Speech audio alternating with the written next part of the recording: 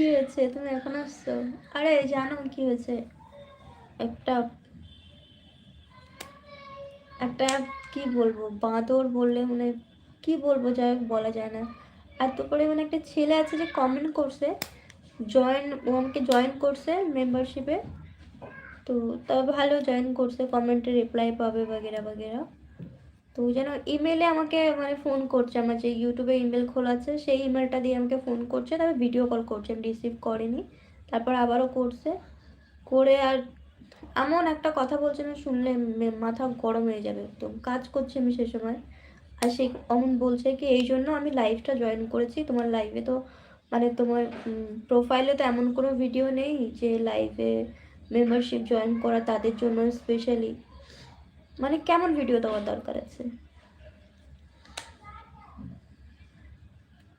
তারপরে আমি